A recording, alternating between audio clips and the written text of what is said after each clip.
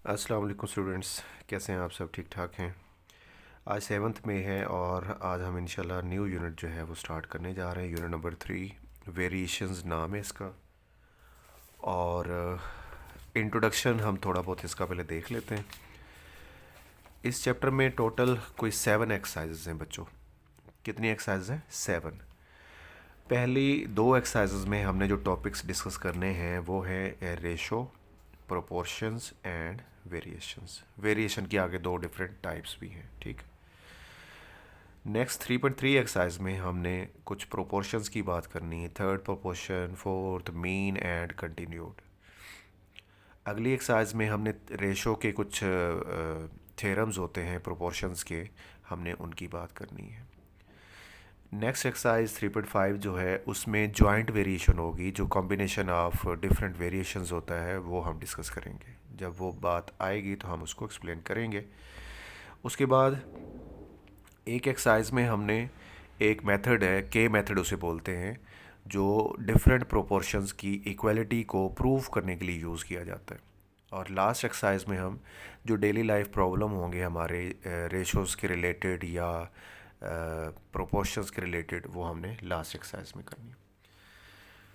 और बाकी ये कि इस चैप्टर की अगर मार्क्स की बात कर ली जाए कि इसमें से कितना मार्क्स का डिस्ट्रीब्यूशन होता है आपके पेपर में, तो वो है 11 मार्क्स। 11 मार्क्स किस तरह से बनते हैं?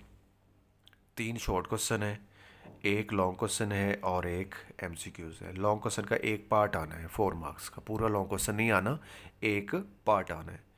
3 शॉर्ट क्वेश्चन 6 नंबर होंगे और ये 4 और ये 1 नंबर मिला के 11 मार्क्स का टोटल पेपर बनेगा आपका। तो 11 मार्क्स के लिए आपने इस चैप्टर में से तैयारी करनी है। ठीक हो गया बच्चों?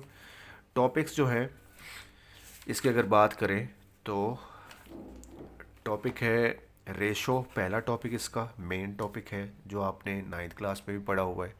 और दूसरा टॉपिक है इसका प्रोपोर्शंस, ये वाला। ठीक है बच्चों? डेफिनेशंस यहाँ मैंने मार्क कर दी हुई हैं।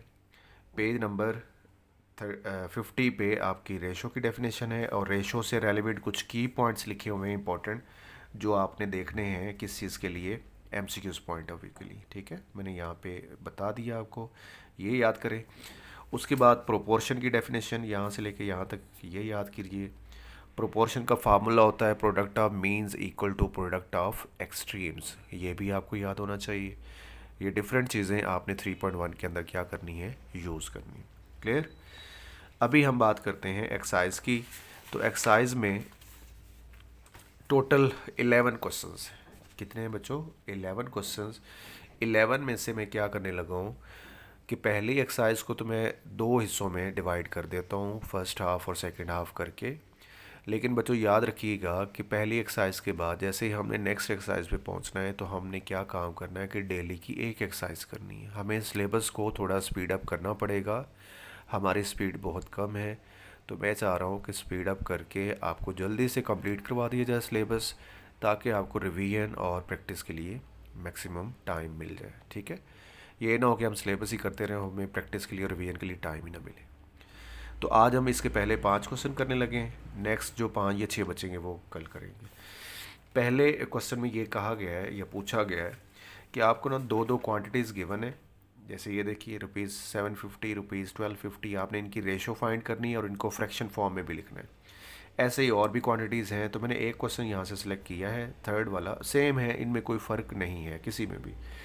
तो मैं ये वाला करवा देता हूँ, बाकी आप खुद ट्राई कीजिएगा जी। हमें ये कहा गया है कि आपके पास ना एक क्वेश्चन में 2 अमाउंट हैं, क्वांटिटीज़ गिवन है, आपने उनकी रेशो फाइंड करनी है। रेशो फाइंड करने से पहले आप बच्चों ये देखिएगा कि दोनों सिमिलर यूनिट होने चाहिए।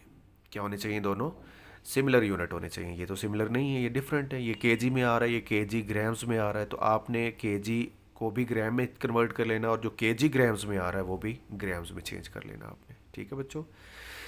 आपको होता है कि 1 केजी में 1000 ग्राम्स होते हैं, तो 4 केजी के ग्राम्स बना लें तो कितने बन जाएंगे? 4000। कैसे बनेंगे? 1 को 4 से क्या कर दें, सॉरी 1000 को 4 से क्या कर दें, आप मल्टीप्लाई कर दें। ठीक है? इसी तरह 2 केजी 750 ग्राम के अंदर कितने ग्राम बन जाएंगे? 2 केजी के 2000 और 750 के जो होंगे वो भी आप क्या कर लेंगे, ऐड कर लेंगे। ठीक हो गया बच्चों? क्या कर लेंगे? ऐड कर लेंगे, तो ये कितना बन जाएगा? 2750 ग्राम्स। अब आप क्या कर लें, इन दोनों की रेशो ले लें। रेशो लेते हुए आपने इधर तो वही अमाउंट्स लिखनी जिनकी आप रेशो फाइंड करना चाह रहे हैं, लेकिन आपने राइट साइड पे जो आपने सिमिलर यूनिट्स बना के रखा है ना क्वांटिटीज़ को, यानी कि ये था 4000, ये था 2750, तो आपने ये लिखनी। अभी आपने क्या करना है कि रेशो को ओवर की फॉर्म में कन्वर्ट कर लेना। आपको पता है कि रेशो को फ्रैक्शन फॉर्म में लिख सकते हैं आप। कैसे लिखेंगे? रेशो से पहला नंबर जो होगा वो आपने ऊपर लिखना है, और जो रेशो के बाद होता है वो नीचे लिखते हैं। ग्राम ग्राम सिमिलर टर्म्स हैं, ये कैंसिल हो जाएंगी। बाकी जो फ्रैक्शन बचेगी ना, आपने बच्चों ये नहीं करना कि उसे कैलकुलेटर से डिवाइड कर देना है या वैसे डिवीजन कर देनी है। डिवीजन करेंगे तो वो डेसिमल की फॉर्म में आंसर चला जाएगा।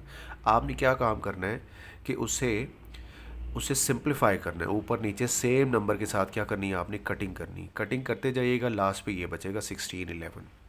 16/11 ये फ्रैक्शन फॉर्म में आंसर है, सिंप्लीफाइड आंसर। इससे लोएस्ट फॉर्म नहीं बन सकती, इससे ज़्यादा कटिंग नहीं हो सकती। और इसको आपने रेशो की फॉर्म में भी लिखना है। तो रेशो की फॉर्म में यही आंसर क्या बन जाएगा, 16/11। क्या बन जाएगा, 16/11 बन जाएगा। और ये आपने दोनों लिखने हैं, इनमें से मिस नहीं करना, क्योंकि उसने दोनों आंसर्स की डिमांड की है क्वेश्चन के अंदर। ठीक, अब आ जाते हैं क्वेश्चन नंबर 2 की तरफ। 2 में हमें ये कहा गया है कि एक ना क्लास है जिसकी टोटल स्ट्रेंथ कितनी है, 60 है। 60 में से हमारे पास जो गर्ल्स हैं वो कितनी है, 25। कितनी है, 25। रिमेनिंग कौन है, बॉयज़ है। तो रिमेनिंग किस तरह निकाला जाता है कि टोटल में से जितना आपको पता होगा, जितना आपको पता है, कितना पता है आपको, 25, वो 25 आप उसमें से क्या कर दें, माइनस कर दें। 60 - 25 विल बी इक्वल टू 35। और बॉयज़ गर्ल्स की जब आपके पास क्वांटिटी आ जाएगी, उनकी तादाद आ जाएगी, तो आपने क्या करना है, रेशो फाइंड कर लेनी। किसकी किसके साथ करनी, पहले पार्ट में कहा गया बॉयज़ की टोटल स्टूडेंट्स के साथ। बॉयज़ की टोटल स्टूडेंट्स के, बॉयज़ कितने हैं, 35। टोटल स्टूडेंट्स कितने हैं, 60। तो 35/60 लिख के उसे क्या कर लीजिए, सिंप्लीफाई कर लीजिए। 5 के टेबल में दोनों नंबर आ रहे हैं, 5 के मल्टीपल हैं, तो 5 7 सा 35 हो जाएगा, 5 12 सा 60 हो जाएगा। अब बच्चों एक चीज़ याद रखिएगा कि बॉयज़ टू टोटल स्टूडेंट्स कहा हुआ है, तो आपने बॉयज़ की क्वांटिटी पहले लिखनी है, टोटल स्टूडेंट्स की बाद में लिखनी है। ऑर्डर मैटर करता है, तरतीब मैटर करती है। अगर आप आगे पीछे लिखेंगे तो उसमें आंसर गलत आ जाता है। आगे लिखा हुआ है बॉयज़ टू गर्ल्स, इनकी रेशो फाइंड करें। बॉयज़ है 35, वो लिख लें। गर्ल्स भी पता है आपको 25, वो लिख के 5 के टेबल से कटिंग कर लें, 7/5 आपके पास आंसर आ जाएगा। ये question very very very important, ये स्टार क्वेश्चन है। स्टार क्वेश्चन का मतलब होता है कि ये हर बोर्ड में, हर पेपर में ऑलमोस्ट आया होता है। ठीक है, ये बहुत ज़्यादा मशहूर व मारूफ क्वेश्चन है, तो आप इसको अच्छी तरह से कीजिएगा। हमें ये इक्वेशन गिवन है और हमने इसमें से क्या चीज़ निकालनी है, x/y। और x/y का मतलब होता है x/y। आप इसे सिंप्लीफाई करना शुरू कर दें। 3 को अंदर मल्टीप्लाई कर दें, 3 4 ज़ा 12x, 3 5 ज़ा 15y, ये वैसे आ जाएगा। इसके बाद x वाली टर्म्स एक तरफ कर लें, y वाली एक तरफ कर लें, तो ये आ जाएगा 10x = 8y सिंप्लीफाई करने के बाद। ठीक है, नेक्स्ट बच्चों आपने क्या काम करना है कि यहाँ से दोबारा देखिए कि आपको चाहिए x/y। क्या चाहिए बच्चों, x/y। तो आपने ये वाला y इधर जाके x के साथ डिवाइड करना है, तब बनेगा x/y। ये x को इधर नहीं लेके आना, आपने y को उधर लेके जाना है, ताकि y उसके डिनोमिनेटर में आना चाहिए। x/y का मतलब होता है कि y डिनोमिनेटर में आएगा, क्योंकि वो रेशो के बाद में आ रहा है। ठीक, इसलिए y को उठा के इधर ले आए और 10 को उठा के इधर ले आए। ये बन जाएगा, फिर क्या बन जाएगा आपके पास, x/y = 8/10। x/y = 8/10। 8/10 को एक नंबर से क्या कर ले, कट। 2 के टेबल में दोनों आ रहे हैं, 2 4 ज़ा 2 5 ज़ा 4/5 आ जाएगा। रेशो फॉर्म में लिखेंगे तो x/y = हो जाएगा 4/5। मैंने दोबारा फिर लिख दिया कि very very important question. Next question की बात करते हैं। हमें एक रेशो के अंदर x नंबर जो अननोन है वो क्या करना है, फाइंड करना है। और ये हमें बता दिया गया है कि इन दोनों की रेशो इस रेशो के इक्वल है। ये हमें क्वेश्चन में लिखा हुआ मिला है। ये क्वेश्चन में लिखा गया है कि this ratio is equal to this, then find the value of x। आपने क्या काम करना है, इक्वल करके इन्हें ओवर में लिख लेना है। ओवर में कैसे लिखते हैं, ये अमाउंट ऊपर, रेशो के बाद वाली नीचे, 2 ऊपर, ये 5 नीचे। आगे क्या कर दिया मैंने, क्रॉस मल्टीप्लाई कर दिया।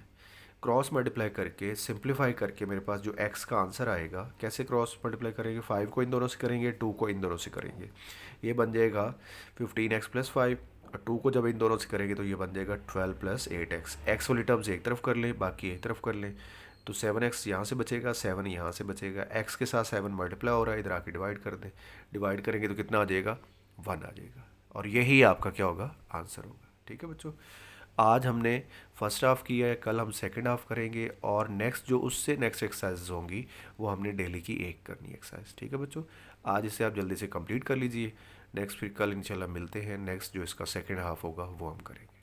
तब तक के लिए अल्लाह हाफिज़।